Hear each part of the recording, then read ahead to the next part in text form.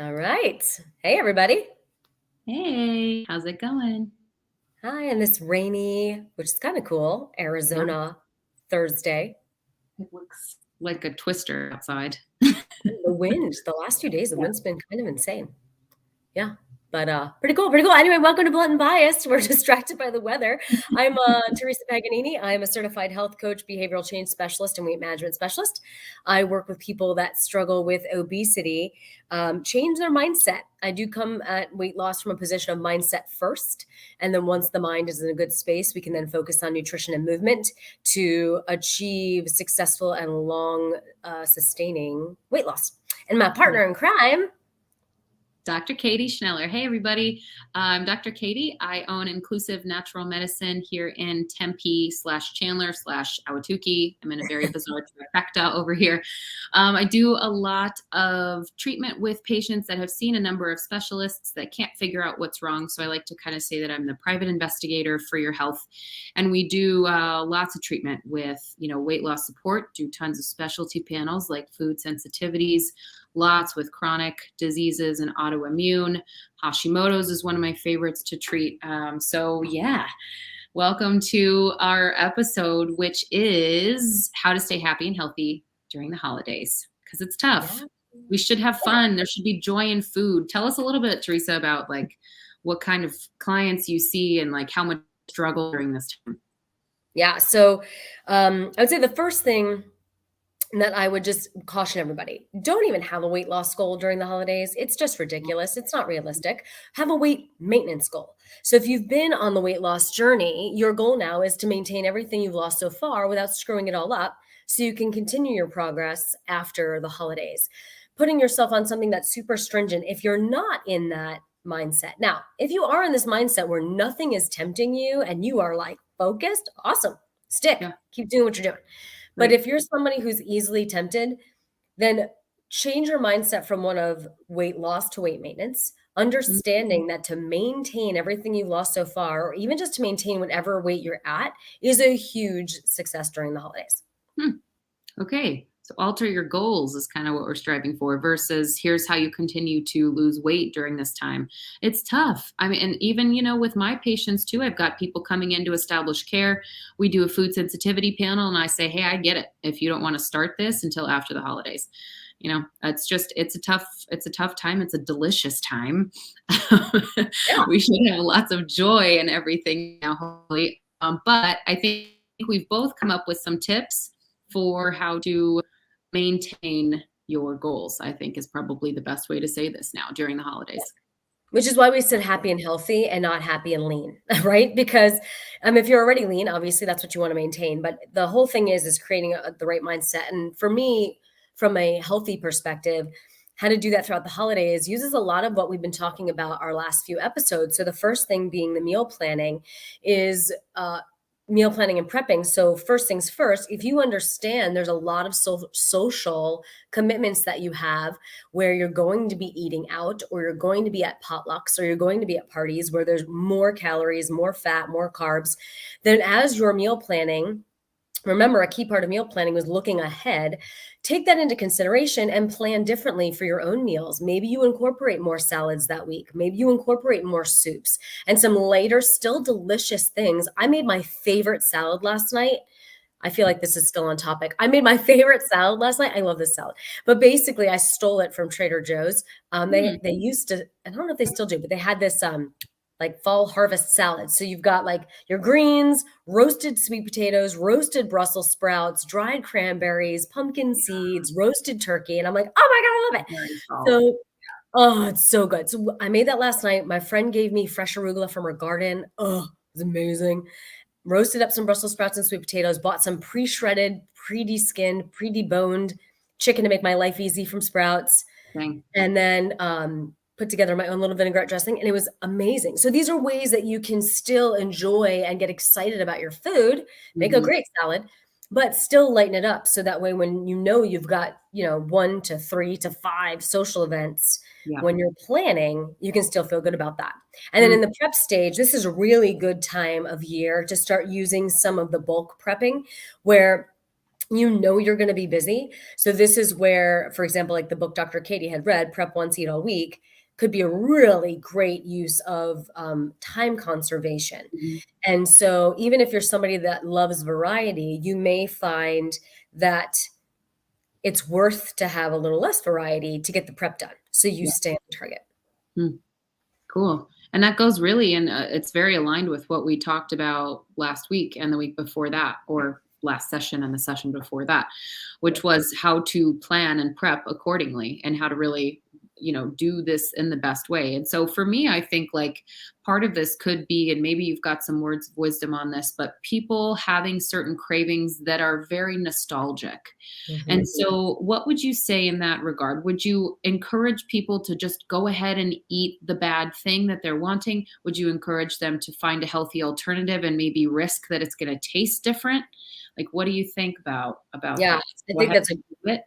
That's a Or, great question. So the first thing I would say, which was kind of going to be my last tip anyway, was following the law of worth it, really being mindful. So every decision, before you put it in your mouth, ask yourself, can I enjoy this without guilt? mm, And what does that mean, right? So for some people, to enjoy it without guilt means they need to do a bit of extra exercise that day. For mm, others, to enjoy it without guilt means they're going to alter what they eat later in the day to make up for what they're eating now.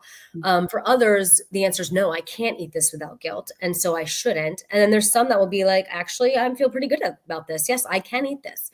But as long as you're making that mindful decision about, is this worth it? If it's worth it as is, yes, I agree. Enjoy it. Enjoy it responsibly. It's like when they say drink responsibly, that means don't have a bottle of wine, have a glass of wine. mhm. So if I don't know who thinks fruitcake is nostalgic, but that's the only thing that came to mind. Let's say apple pie. Pumpkin pie or apple pie or Stuffing, Teresa, but sure, fruitcake. Let's go. I don't know that I've ever had fruitcake in my life. I've seen it. It does not look Ew. anyway.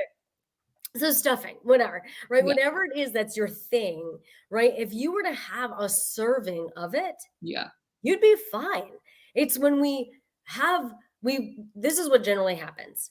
Oh my God, it's stuffing. The only time of year I get is stuffing is at Thanksgiving. It's one time a year, and I'll never be allowed to have it again. And oh my God, I'm gonna eat as much of it as I can because I'm not gonna get it again. Mhm. Why? Like you can make stuffing every night if you want to. It's not like Yeah, they don't sell stuffing ingredients. yeah.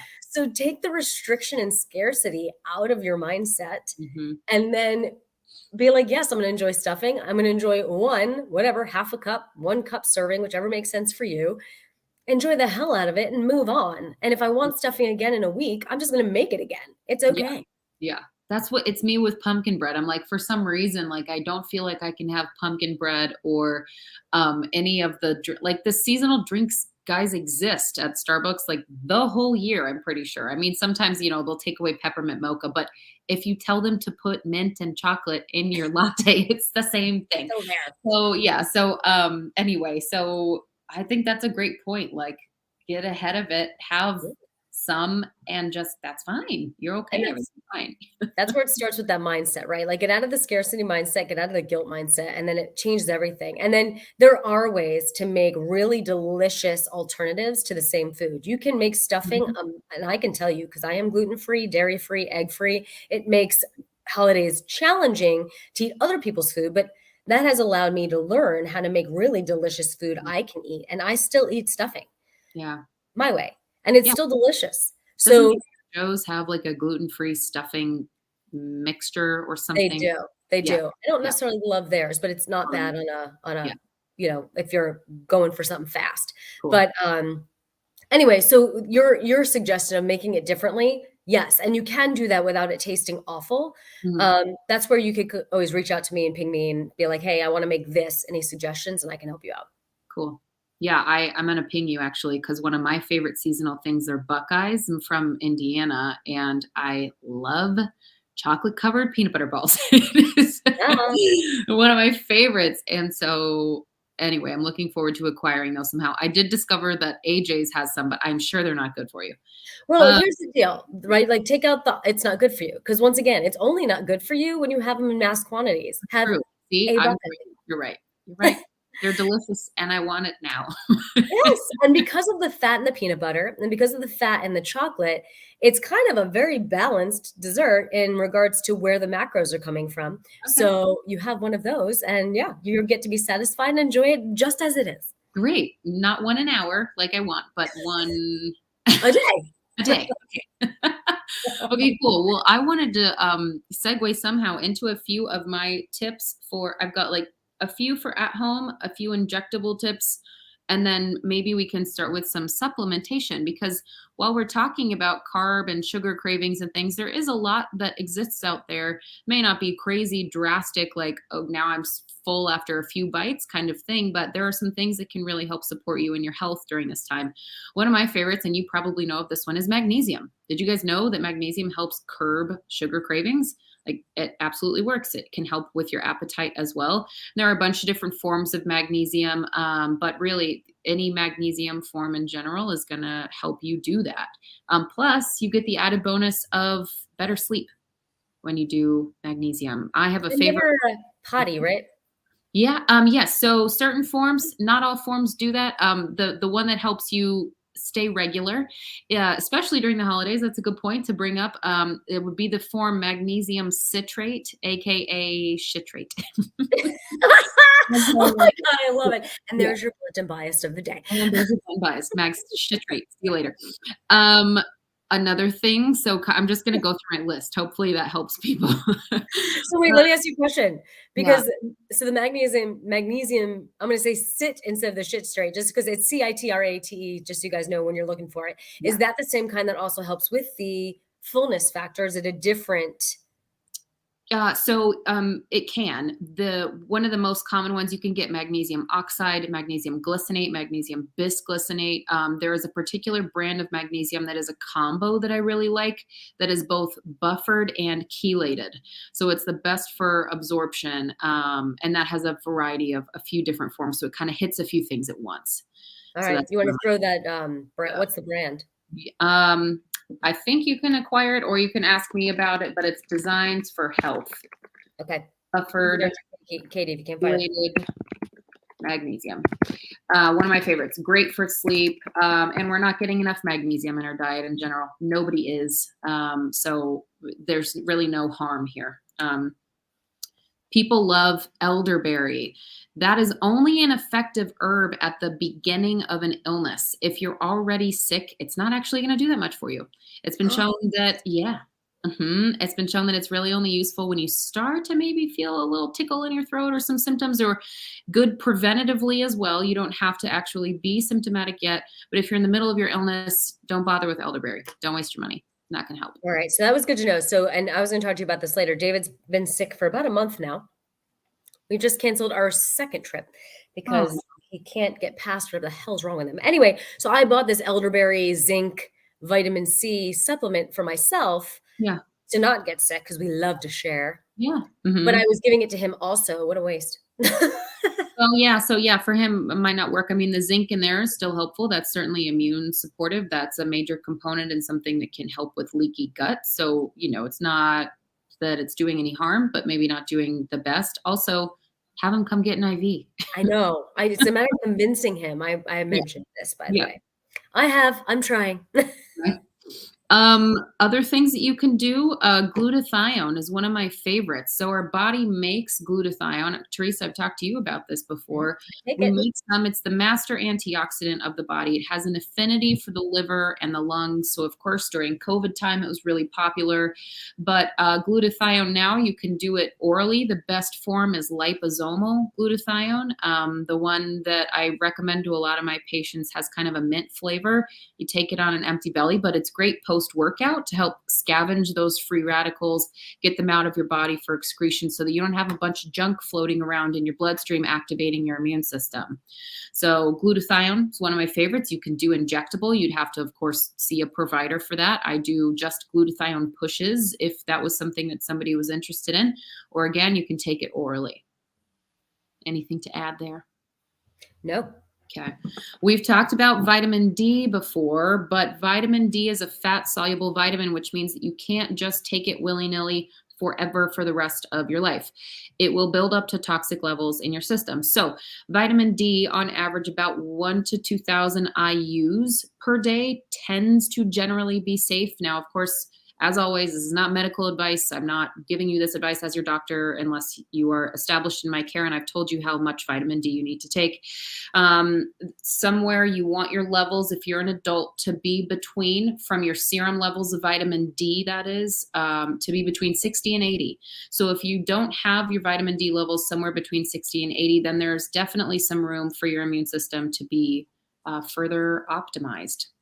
So that's one of my tips. I've got one more supplement and then I'm going to kick it back over to you. I'm so sorry, but I have to pull needles again for my patients that dripped over. I'm so sorry. But N-acetylcysteine, N-acetylcysteine or NAC, it's NAC, is a precursor to glutathione. So it can help build up your natural levels of glutathione, but also it has a special affinity to thin mucus for expectoration, to get your junk in your chest or in your lungs up and out. It also has kind of a side effect of thinning your cervical mucus as well, ladies. So this can actually be helpful in fertility, in case you're planning on boosting your immune system and potentially trying to conceive during the holidays. So kind of a double hitter there. I have to go. We'll be right back. Please don't kill me. Bye. I'll be right back. Okay, there she goes. Run, Dr. Katie, run. All right, so I do see that we have a viewer. For the one that's hi, by the way. So do you have questions regarding supplementation or weight maintenance before we just keep sharing our own knowledge that may or may not be helpful for you? I want to cater to you since you're our viewer before everybody watches this recording later.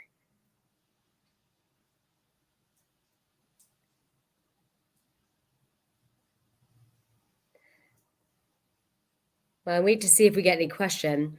To add to Dr. Katie's, which I'm going to ask her about when she comes back as well. So a few other things that I take to keep my immune system built. And right now the flu seems to be really hot and heavy this year.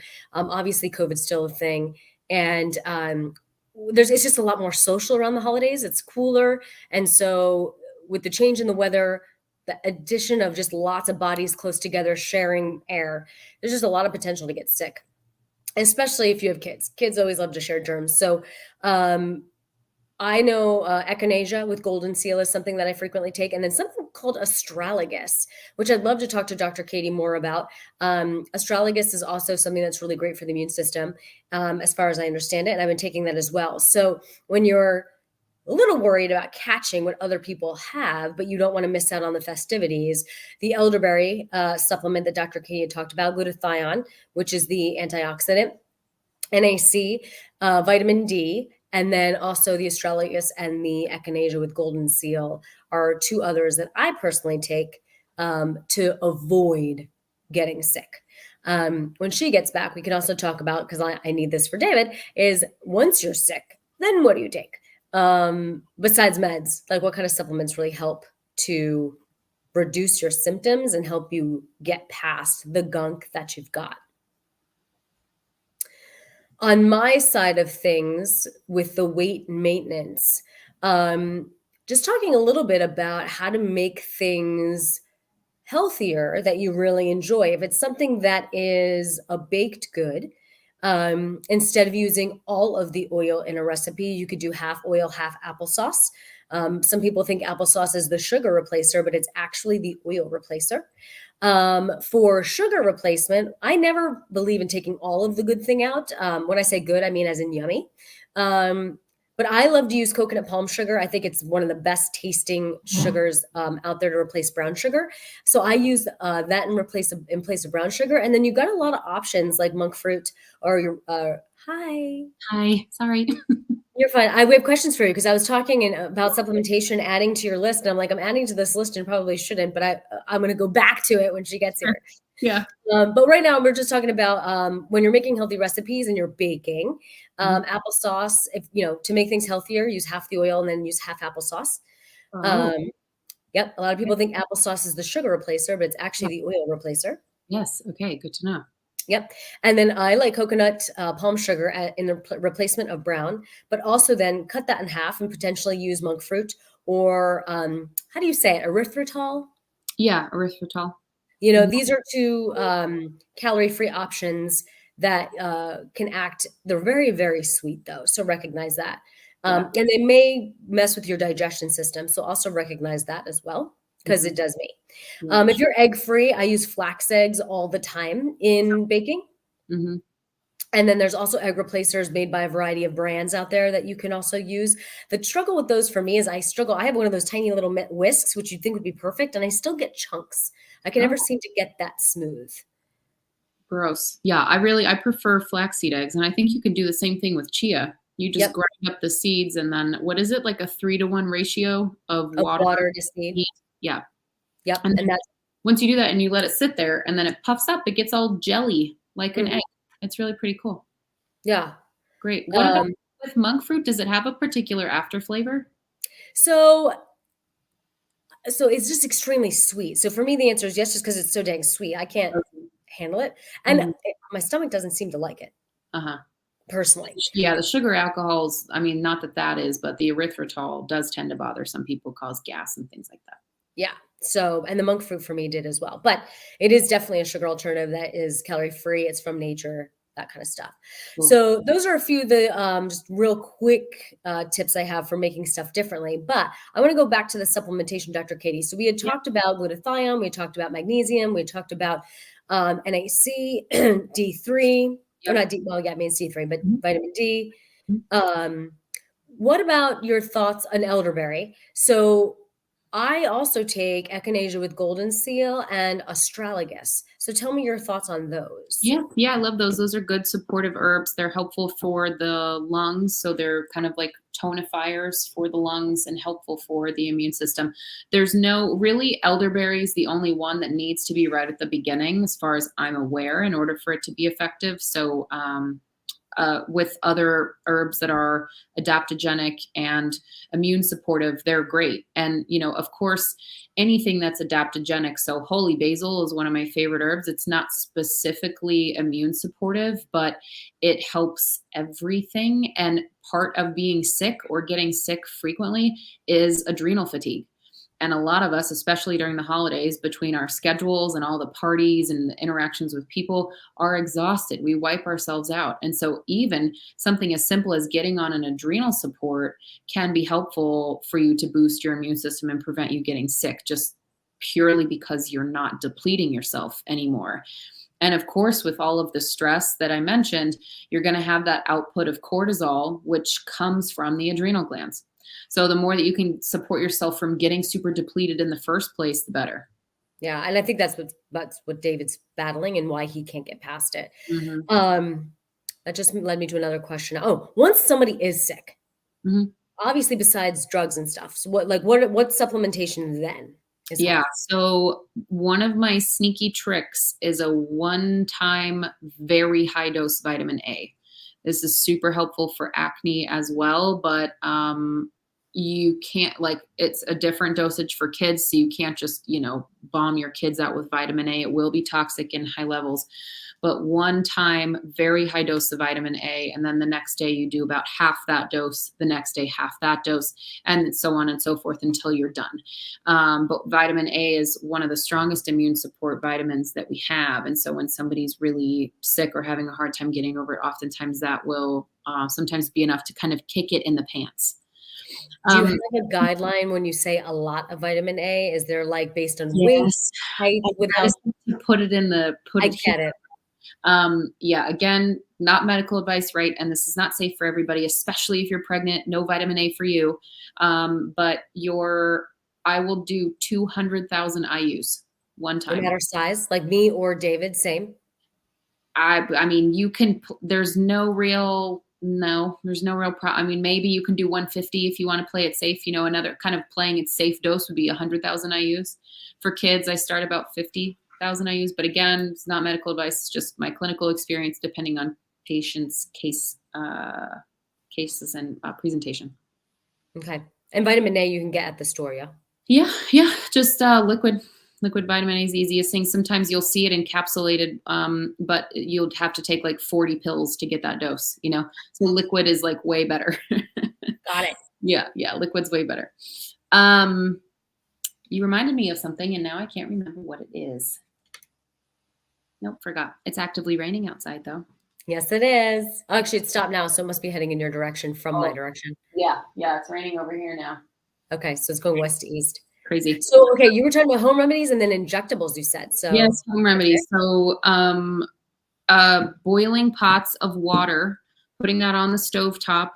If you have congestion or an upper respiratory illness, sprinkling in some dried herb or essential oil of your aromatic herbs. So I'm talking about thyme, eucalyptus, mint, spearmint, those kinds of things. Oregano can be really helpful. When your pot of water is boiling, you put those herbs in there, the few drops of the essential oil, you take a towel and you put it over your head and over the boiling pot, and it acts as a steam inhalation. So really amazing for that. Now you'll probably drain into the pot, so you wouldn't want to do that for too long because then you'll start to get the circulation of the germs back up in your face. But it's also really beautiful for skin, but it's important for, decongesting. Castor oil packs. People don't tend to like these for whatever reason, but they're not as messy as they're made out to be. The easiest thing to do is to get a roll-on castor oil. Whole Foods sells them, Sprouts sells them. Over any type of abdominal pain or any type of pain in general, castor oil is actually really fantastic for, but particularly digestive upset if you eat something you shouldn't, or you were trying your best and you still got a bellyache. You can put castor oil over the region that hurts or just your liver, since your liver's the major detoxifier. Then you put down a cloth or a t-shirt that you don't care about, and then you put a heating pad on top of that because it will stain. So that's why I say some type of rag that you don't care about. But that can really help, and it'll help get things flowing. If you're somebody who has a bellyache from diarrhea, I wouldn't necessarily do castor oil because it can help kind of move things along, but it's really great for constipation. And in general, if your bowels don't really change, but you've got belly pain, castor oil can be really effective and helpful. So those are my two kind of home tips. Love it. Yeah. And then finally, before our 30 minutes is up, so fat burner shots is something that I've carried for a while. They have B12, 4 different amino acids: methionine, inositol, choline, and carnitine. And what those do is they work synergistically with the liver to help support metabolism and boost metabolism, as well as suppress carb cravings, sugar cravings, and appetite. Those do work. The effects kind of build up. So the packs that I sell them in are kind of the best way to do that because you're getting the effects to build up over time. And we can talk about the regimen, but things like B12 and those 4 amino acids can be really helpful during the time of the holidays to help you eat less because your cravings for things are down. And then my new favorite thing ever is called semaglutide. It's not new to the universe, but it's new to me and my practice and my clinical experience with it. It is the same thing as your pharmaceutical Wegovy or Ozempic. This specifically helps to lower your hemoglobin A1C, which is your average blood sugar over the last 3 months. In order to qualify for this through insurance, you have to be pre-diabetic. That doesn't make sense to me. I don't understand why we'd need you to have a problem before we treat the problem, which is insulin resistance. So with semaglutide, this massively lowers appetite and helps you lose weight. It's also specific for PCOS, but it does all of that through re-regulating your insulin response when it comes to eating. And it also re-regulates your hormones, ghrelin and leptin, on an average, which are your I'm hungry, I'm full hormones. I love this because it's slow, sustainable weight loss, which is what you and I chat about. And on average, people are losing between 2 to 3 pounds a week. And then really the only reason you'd gain your weight back after is because you ate like crap the whole time. And then when you're done with the injections, so it's like a 13-week, but you can continue after that if you still haven't met your weight loss goals. you won't gain all that weight back unless you continue just eating like shit. And then of course, like you're going to mess up your insulin response in response to glucose and everything that you're eating. So you will gain that weight back eventually, but it's not like HCG. It's not anything like that. It is a glucagon-like peptide. So it's not a growth hormone thing. It doesn't necessarily help with your sex hormones, but it just helps people achieve their weight loss goals when you've got really stubborn fat. As well as inflammation. It's my new favorite thing. I gave it to my significant other. He lost 10 pounds in 10 days. I was mad at him for being so successful. That's so annoying. Dudes are the worst. And I'm on week 8 of it now, and I've lost 10 pounds. So it is, you don't have to change your lifestyle. Not that you and I are advocates for that kind of thing. It's certainly going to help if you're moving your body and all of that stuff, right? But you don't necessarily have to change your habits in order to see the effects from this. So it's my new favorite thing. I freaking love it. So I think for me personally, like this sounds like a really great product during the holidays because gorging is such an issue, and and sweets are such an issue. Yeah. And habits are what will allow the weight gain not to come back, as switching the habits will allow you to keep the weight off after you get off of it. So during the holidays where weight maintenance is actually the goal, and you're probably going to eat some more stuff, 13 weeks of assistance. Yeah. Right. And it makes you very full on a normal to lower amount of food. So you're going to lose some weight just from the calorie deficit, but really it's not the scary, weird stuff. It is a helpful, rejuvenating peptide therapy. Peptide's just protein. I love it. I'm so excited that it's working so well and that you're so excited. Yes, I'm so excited. Yeah, it's been great. We're out of time now. Let's wrap up. All right. And should we announce our switch, right? That's where I was going. So go for it. Oh, just that we are not going to do every other week anymore because 'tis the season. And we're going to do once a month and hopefully make things just jam-packed full of information and goodies for you. So as always, please let either of us know if there's a topic that you want to learn about. I know a lot of viewers watch these kind of after the lives because Thursday at noon is a tough time. A lot of people are working. We get it. But we're always here for you if you have questions in the in-between time. But Blunt and Biased will resume in a month. Well, remind me, is it the second Thursday? What did we decide on? The second Thursday, I think. Second Thursday of every month going forward. So we will see you in a month. Yes. Awesome. All right, guys, if you have any questions, throw it in the chat and we will get back to you. Otherwise, have an awesome November and we will see you. Have a great Thanksgiving since we won't see you before then. And we'll see you early December. Ciao. Bye, everybody.